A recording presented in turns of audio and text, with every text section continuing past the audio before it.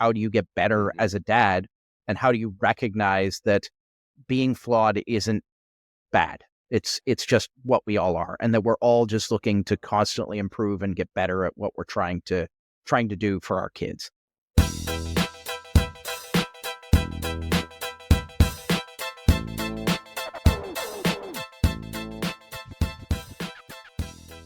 Hey guys, welcome to the Skilled Dad podcast. My name's Zach Reeser. I'm your host, and man, I'm glad you're here. If this is your first time joining us, welcome to the Skilled Dad podcast. And for those that continue to join and listen, and more importantly, be part of the community that we have dubbed the Skilled Dad Society, this is our podcast. I just happen to be the one that hits record and talk. You guys tell me some of the things you want to learn more about. And then also, what I really love is when you tell me you heard something, probably like tonight. You heard something, you applied it, you had some kind of immediate result, and you're like, that's awesome, which is why we do this podcast. It's because some of us are further down the path. We learned some things because we were really good at them, or we really sucked at it and we learned, and you don't have to do that. You can learn from us. So that's what this podcast is about. And also just having fun. Sometimes we get so busy in doing our daily, focusing on work, focusing on providing. And then you get home and you put the kids to bed, and next thing you know, it's 10:30 and you still have stuff to do, or you just want to crash. We got to remember, we got to have fun too. And a couple episodes ago, there was a stat thrown out about how many times we laughed as kids, and it was like in the hundreds per day. And then as adults, it's like sub 10. So hopefully tonight you're going to have some laughs. And I know I will, because I already had some before I hit the record button with my guest tonight, Mr. Warren Miles Pickup. Warren, thank you very much. Thanks for joining the Skilled Dad podcast, brother. I'm glad to see you. It's an absolute pleasure. Thanks for having me. Oh, absolutely.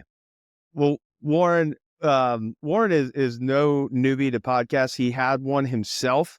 He also professionally has as a part of his company that helps other people like me to do this thing. But he's also the founder of a company called Pixel True, and he's got like 4 other wings that I completely forgot about. But what he's really doing is helping businesses and people that have dreams turn them into a reality, which is really cool. So I'm plugging you early, pixeltrue.com. If you're a small business owner, I own a small business. And my team is smaller. We get to do big business, which is great. But coming from the corporate world, I used to have teams that would do design work and copy work and all that. I don't have that now. But you guys have created a cool solution to be able to help people like create a design team and in an economical way, but also in a really quality way. So that's unintentional plug, but I was impressed. That was an exceptional pitch. Like if I could copy that and just have that as my elevator pitch every time, that was fantastic. Thank you. I'm glad you'll have a copy of this video. So there you go. And remember any royalties, and we'll just apply that to design work. Yeah. You got it. Yeah. But no, so you're founder of that, and you had the podcast, and you're a daughter of, or you're not a daughter, by the way. You're a father of 3 daughters. I am. Yep. Yeah. 14, 12, and 10. Okay. So I was going to ask you the spread. Right. Kind of in the beginning of those tumultuous teenage years. And they are certainly rearing their head at this point. So it's an interesting time to be alive. Yeah. How you doing? Are you doing okay? You got two male dogs. Male dogs. We spend a lot of time in the woods. I'll say that. There's a fair amount of time just decompressing, letting it go, some breathing exercises, that sort of thing. Well, add me to your Rolodex if you want to just text or call, You got it. We can just be there silently and awkwardly. That's fine, but I got you. I'm there. But so you're doing a lot of things, and I know you've built a big team over there. But what I love, the things that I've seen from you too, is you're also, you're putting some of the priorities in place, which is most importantly, I'm dad. Yeah. And so I'd love to hand it over to you, just kind of intro yourself, and then we can kind of take the conversation from there and just have a good time. Sure. Yeah. So essentially, I mean, as you said, first thing, father of 3.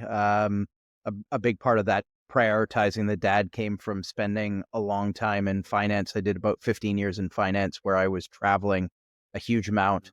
During that time, sold about $2 billion worth of product, which is what, the sales and marketing skills from there is what led me to my current career, running the marketing and operations for our different organizations, whether that's design, copywriting, publishing, digital marketing, that sort of stuff, podcast production.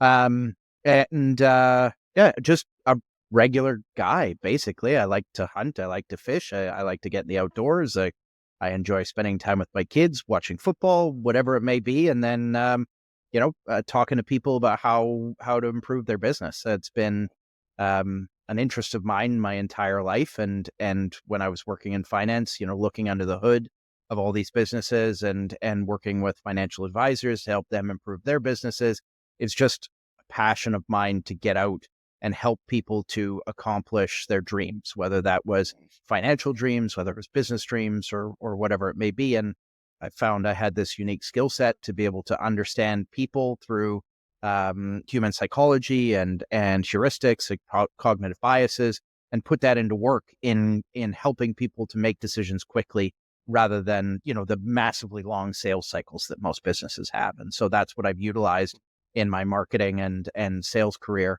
And in the way that we help businesses now is to really capitalize on those different pieces. Mm-hmm. I think you just created the outline for the discussion. Nailed Sounds it. good. I see it. Okay. I love it. It's because I love business. And I want to get to that, but I have something else I want to start with. Sure. So whenever we talk business, it gets me all fired up. I love it. I had corporate background.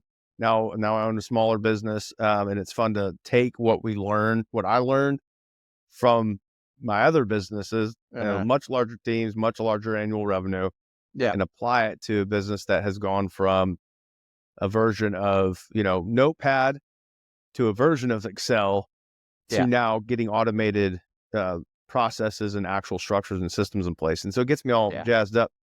But I think there's a similar thing that you had said with, you're traveling a lot and life is different when you're doing a successful business life. Then you have kids. So here's a sequence and we'll just see if it works. I want to first talk about your podcast that you had, the Flawed Dad's Guide to Parenting, because I think that you clearly had a passion for it. You spent a lot of time going in podcasting. So talk about that. And then I want to kind of move towards that business talk, because one thing on this podcast is we all come to the table as dad, but that's not just who we are. Who we are as dad is like all the things that we do can help build us to be dad, and being dad helps us to be better in the places that we serve outside of being dad. Agreed. Yeah. Because you have to be an inspiration for your kids, right? There has to be something they can look up to and that they can take as skill sets for their future out of watching you do what you do. Yeah. I love it. I'm excited to get to that point. But first, let's talk about the Flawed Dad Guide to Parenting. So tell us about this podcast. You're not doing it anymore, but just kind of let's break that down and dive into it. Yeah. So Graham, who's now my business partner right now, he and we're friends from university. We're fraternity brothers together at the University of British Columbia. And so we always had this, kinship and brotherhood. And we lived like 5 blocks apart during COVID. And when everything shut down, things went totally sideways. I had one of my kids go through some pretty difficult challenges, self-harm, a desire to no longer be here, that kind of stuff. And I was struggling, but Graham was always there. We would stay up late at night chatting and kind of discussing parenting and parenting topics. And we spent a lot of the time laughing just about the challenges of parenting and how, mostly at my expense, how bad I was at it. I had traveled a lot when my kids were young. I was traveling, 120 nights a year in hotel rooms, that kind of stuff. And so coming back, to being a a dad at home during COVID was a total shift. It threw me for a loop. And so Mm-hmm. I realized that I was flawed in my parenting style, in the knowledge that I had, all of that. And whereas Graham read a lot, he was very engrossed in parenting books and those sorts of things. So the concept of the podcast was to really focus around, how do I get better as a dad, and how do we all recognize that we are all inherently flawed, whether it be from how we were raised or our perception of how children should be raised in today's society, or how our kids want to be raised in comparison to how we think they should be raised. And it all compounded into this, program where we were interviewing people, whether it was, speakers and authors and other dad podcasters, all these sorts of things, bringing them on and having them talk about, the process of improving. How do you get better Mm-hmm. as a dad, and how do you recognize that being flawed isn't bad? It's just what we all are, and that we're all just looking to constantly improve and get better at what we're trying to do for our kids. And Yeah. so we recorded and published it's over 50 episodes. And then we got so busy with the business that we wound up starting together, that kind of came out of that we wound up having to stop the podcast. And there's days I certainly wish that we had continued, because I'll tell you, if you spend a couple hours a week studying one particular topic, doing the research before an interview or anything like that, you get so much better at that topic just by spending that time constantly digging into it. And so I think that I improved as a parent massively during that period of doing the podcast. Yeah. Well, I agree with you on that. In this podcast, one of the things that keeps me going is it gives me the juice to continuously stay in it and stay Yeah. focused on it for Yeah. that reason. Yeah, I've learned a Yeah. ton that I learned from guys like you. Um, so if you listen to this Well, I'm not sure podcast, how just much I'll have to offer you on the parenting side, but as I ah, mentioned, I am the flawed dad. So well, as you mentioned, that's the point, right? We all are, and if we think that we yeah, not to burst anybody's bubble, but let me just grab my pen.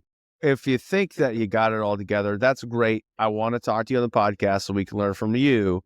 And then we'll also find out the things that we have opportunity to work on together, because that's the point is, but what I love about what you said and what kind of gets me jazzed about having these conversations is you acknowledge it, but then we don't just live in it and say, this is what I am and I'm going to give up.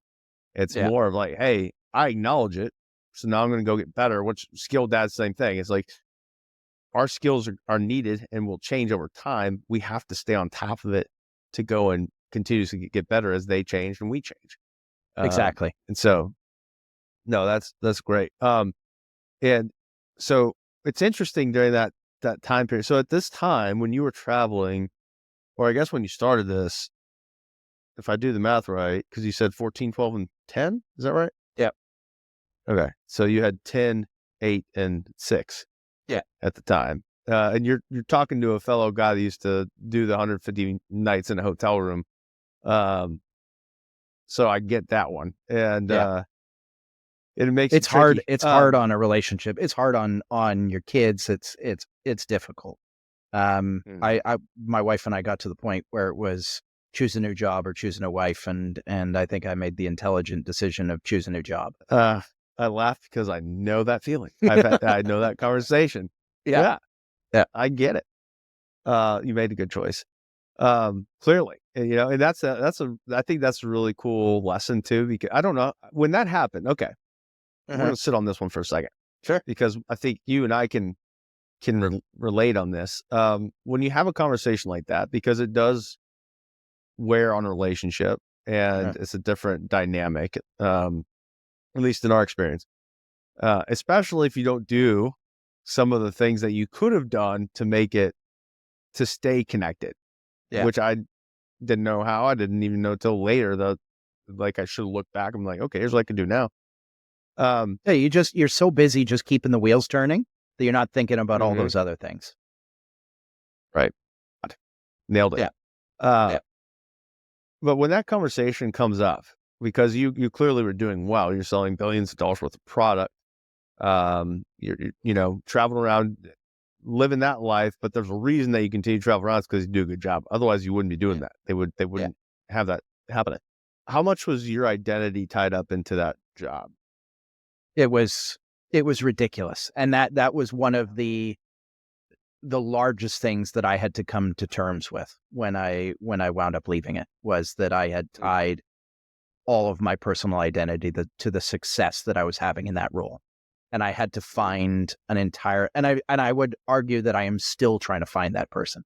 I still struggle Mm. with it every day, having left that behind. So much of my identity was tied up in the success that I had in that particular role. Yeah. And points status. This is Oh, shallow. it But was if you so know, you nice. know. Oh my God. If you know, you know. So like Skipping it every took me, line and yeah, skip every line. I mean, yeah. and you have all the special Wi-Fi and all the things Mhm, that come with it, and mhm. vacations are on points and everything. Exactly. You're just trading your time and life Yeah. for the vacation for a week. But yeah, that was a struggle for me. So any of you travelers out there, if you're still doing it, maybe you get it. If you were in that world, you can join in, and if you haven't, well, enjoy the ride. But how so you I'm happy to hear, well, not happy, but I understand that there's the itch It's nice to when hear you the go back. honesty, right? Rather than the people that say, "Oh, no, no, no, I just moved on." Yeah. That's not how we work. We get tied to something. It intertwines with our being, with our essence, and it takes Mhm. time to unwind that, to disassociate from it, and to become somebody else, to find something else that becomes your reason to be, your the thing that you identify yourself around. And Yeah. I'm still working on that. It'll take me a while. Yeah. Yeah, well, I think that's the comfort that Uh-huh. I've got right now, is because I'm like, I'm not the only one. And so, we can all figure that one out together, because yeah, it took me a good year and a half to really even be in a like a pretty good spot, and get, I had a new job, completely new. You're reinventing your brand with whatever company that you go to, Uh-huh. new relationships, and then, you know, had a great team before. But there's still, shadows of that past, of Uh-huh. that lifestyle, that you're Uh-huh. like, well, maybe I could get back into that. Yeah. But I got to remember why I changed it. That's And every exactly. time I coach a baseball game or am there for all the stuff, I know why I changed it.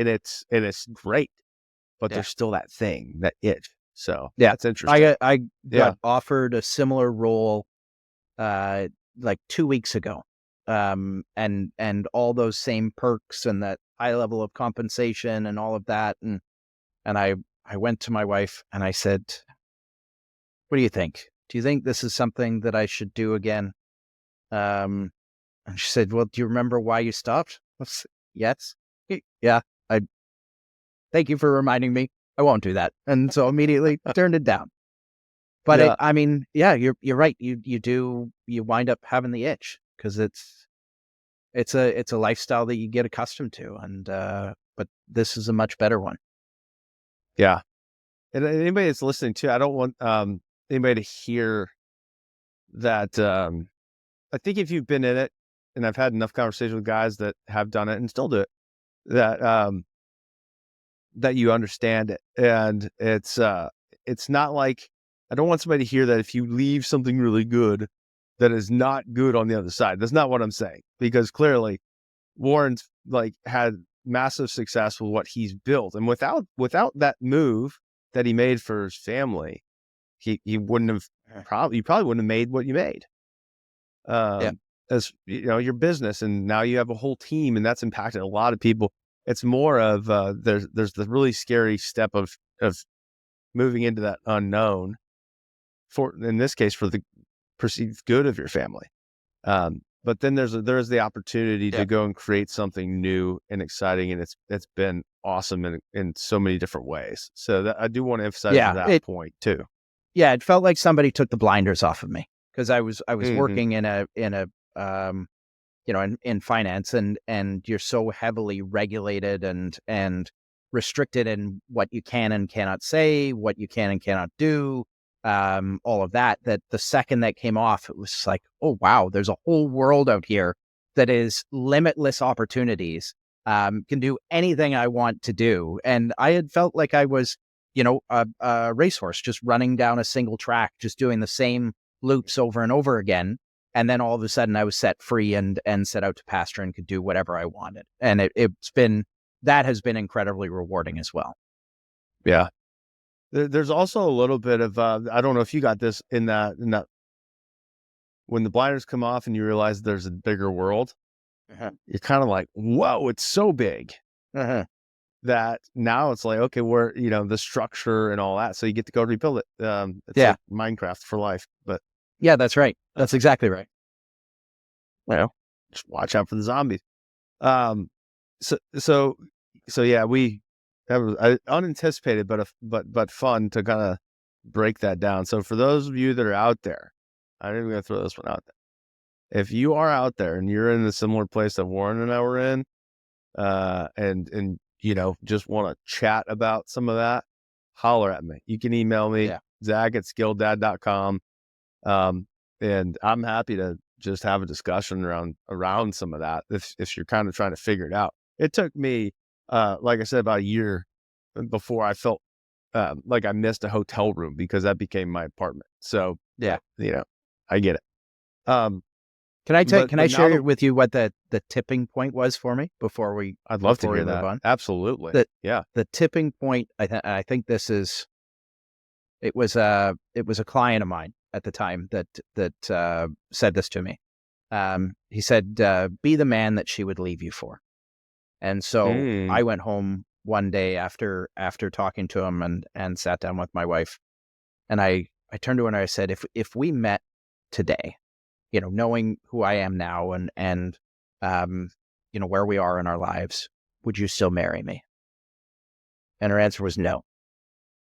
mm, And that was the piece that triggered me, where I was like, I got to make a change.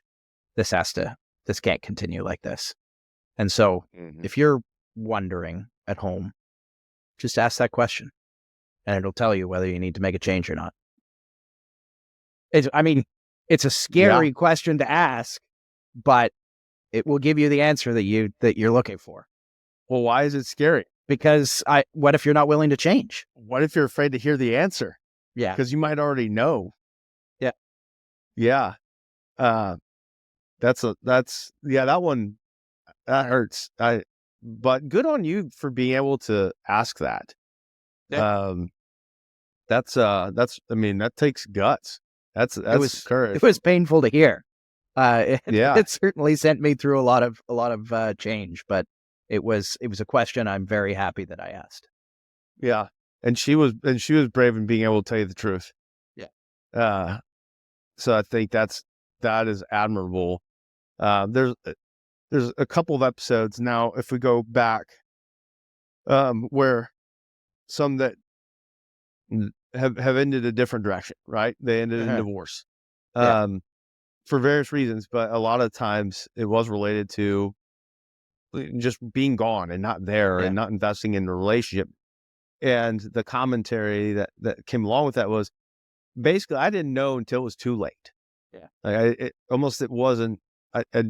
I was oblivious to it, and that's Yeah. where it's a good reminder right now, boys. Get some flowers, have that conversation, and connect. And don't get caught in that way. And if you're feeling off, like something's off, like the Yeah. spidey sense is telling you, pull a Warren and Yeah. ask the Ask the question. question. Yeah. Yeah, because that could be a changing point. That's killer. Um, Thank you for sharing that part. My pleasure. If I can help other people, I'm happy to share it. Yeah, no, that's great. Mine was a culmination of things, but the biggest tick was when I was in line waiting for a late night flight, and I Uh-huh. saw a bunch of guys holding their phone up like this, and I'm like, what are they doing? And I realized I lived in Denver. I was flying from DC, and I was like, bedtime, it's FaceTime fatherhood. And I had realized, because I had three big things when I got out of college I said I wouldn't do. That was my metric of success, was not leave my family, not get divorced because of my own stupid reasons, and not Uh-huh. go bankrupt because of my own stupid decisions. Uh-huh. I basically had put two in jeopardy. And that was it for me. Yeah. So now that you've kind of reinvented yourself and are continuously in that process, you're Yeah. also taking what you've learned and helping other businesses. So I'm just curious, and this is a little bit of a departure from the immediate dad parenting discussion. But as I said before, we're all doing something, I Yeah. presume, to bring in the bacon in some way. What are some Hopefully. things as you've worked with businesses? And let me ask this question: do you have a specific market that you're like size business that you're working with, or is it a variety? What's that look like? It's a wide range from brand new startups all the way to KPMG, as an example. It's been a client of ours. So we've covered, whether it's SaaS businesses or, consumer packaged goods or e-commerce, everything. We've worked with them all at this point. Beautiful. So everyone that's listening will be covered. Love it. Yeah. Yeah. Yeah. Um, so in working with other businesses, and this might be a broad question, but you have creative freedom. It's those pastures we talked about. Are there any consistencies that you've seen across businesses, even if you're working with a SaaS or a KPMG or a startup? Are there any consistencies that you see with those businesses that you're like, okay, regardless of your industry, here's a common thing I've seen, and here's something that I've kind of coached to help people on? Yeah. People make it too complicated. Their customers don't know what the next step to get the most value out of them is. Right? Like whether it's a website that's convoluted and too much information, there's no clear direction for the consumer to know exactly what they need to do.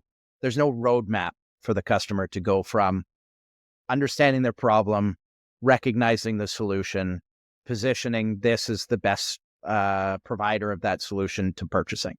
Like it's so seldom that is all laid out in that methodology. There's usually Mm. way too much information, way too many statistics. You're trying to baffle them with bull, and inevitably they don't buy. It doesn't convert. Whereas if you Mm. just give them a straightforward path to, here's your problem, here's your solution, here's why we're the best provider of it, here's where you buy. If you're interested, here's how you get even more value from us. And then just keep ratcheting up from there until they become your absolute best customer. Because every time you deliver value for them in excess of what it costs them, they're going to come back to get more and more value. That was super quick. I love it.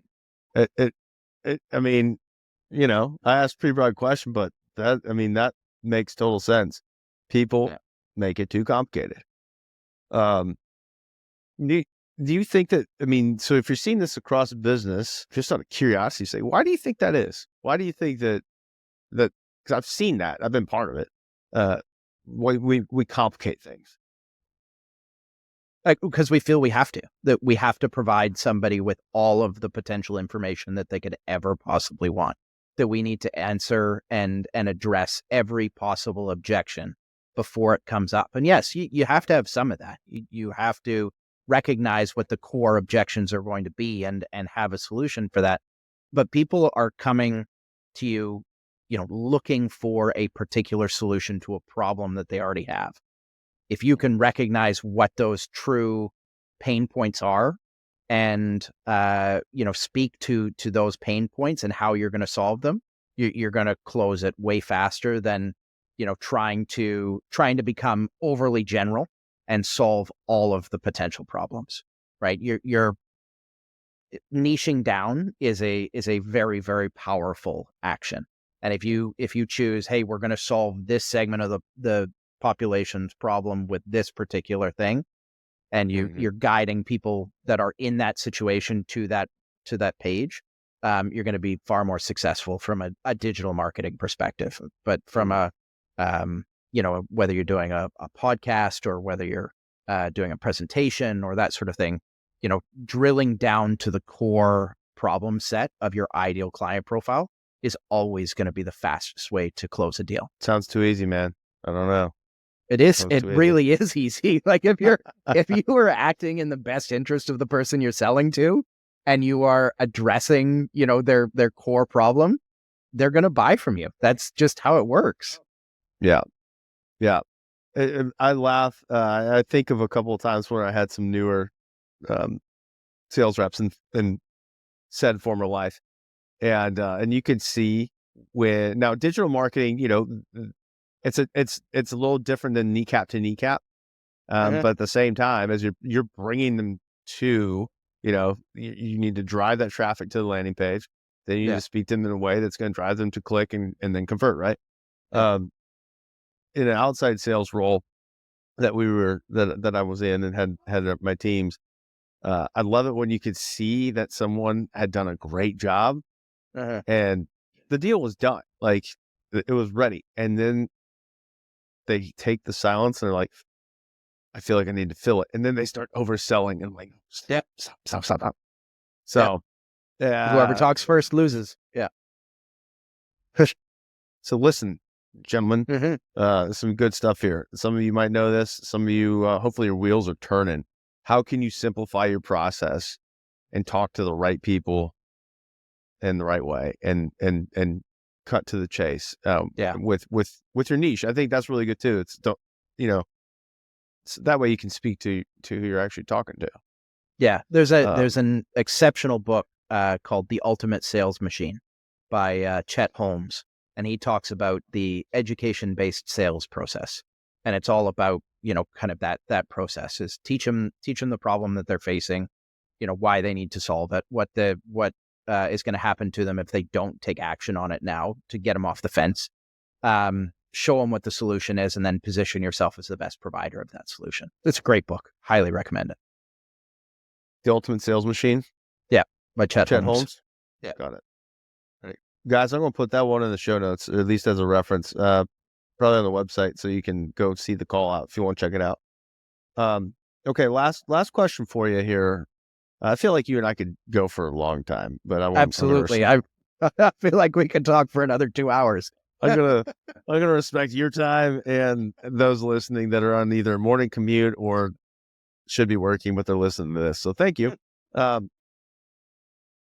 What I've found in leading a bunch of teams over the last 16 years now, and then dadding, is that there are a lot of direct correlations with what I learned in leading people and leading teams and even systems that then go into the parenting world and vice versa. Yeah. So being that you're helping these businesses, you're building and driving your own, and you're a dad of 3, now getting into that teen zone, what are some of the things that you've seen, and what advice or tips would you give somebody else? Because most of the guys listening, are around our age, and it's like a 10-year span, 35 to 44 is where most of you sit. What would you throw out to us dads that are all we're here 35 minutes into it, we want to hear what Warren says? Yeah, I would say it's really about figuring out motivation and inspiration, right? If you can inspire them to want to do something, to be driven towards something, they will solve the majority of the problems themselves. And then if you can assist them in that motivation by figuring out whether it's words of praise, whether it is monetary and or some type of physical reward, whether it's physical touch, whether it's just time, their love language, figuring out which one it is that inspire or drives their motivation. You pair that with what has inspired and got them, got their own wheels turning. And that's a formula for success. Getting them on their own track, because they're not going to do what we want to do. They're not going to be us. That's as much as we want them to be. I've got my oldest, who is amazing, but is far too much like me. You know, she's she's as much as she's like my twin from a personality perspective. You know, ADHD. She's temperamental. She's pushy. She's you know, she is really quick thinking and witty. She's not going to do the same things that I did. She's not going to go into finance. She's going to find her own path. And as much as I would love her to follow in my footsteps, I know she's going to have her own path, and I just have to figure out how to help her find that one thing that she absolutely loves, so that she can turn it into a career. Because I don't think there's anything worse than spending 8 hours every day doing something you hate. Like that's not a penalty I would wish on my worst enemy. Yeah. Good words. At Thank you. first, I couldn't tell at the beginning part of that if you were still talking business or people. Hence the thing, you know. I mean, you said, you know, when we're talking about the businesses that people make it too complicated, Uh-huh. and I think in many ways we're guilty of that in parenting life too, Yeah. or relational with our spouse. You know, I know there's a lot of things I can do better, and I know they're there, so I need to just do it. I need a warn to call me up and be like, "Hey, did you text your wife just something today that wasn't Yeah. transactional?" Yeah. Those are things we can do, but no, that's motivate and inspire, and they're gonna figure it out if we can help, as long as we don't give them all the answers. Yeah. I don't know if you've seen that one. Oh, so many times. And you know what that does? It just sucks the inspiration out of them. Yeah. They can't be inspired if they're not facing their own challenges and overcoming them. Like overcoming, one of the greatest things you can do in your life is overcome a challenge. It's insanely rewarding when you've got this high watermark that you want to pass and you get over it. And it's just like, yes, I did it. But if you take that away from them, there's nothing there. And then they're adults. Yeah. That don't know how Floundering, trying to figure solve out how to problems. find that serotonin or that dopamine. Oh, there we go. I'll edit that part. It froze a little bit. No, you're exactly right. And the critical thinking skills. I mean, my brain is thinking about how that pertains to leading baseball teams, because for us, baseball's coming. I mean, it's human psychology and motivation mixed with the fact that we live with these people, and by the way, they have to live with us. Yeah. And Which can be challenging. I know. know. I heard. I have a friend. I know. Yeah, and he said, "Yeah, I wouldn't do it." Mm-hmm.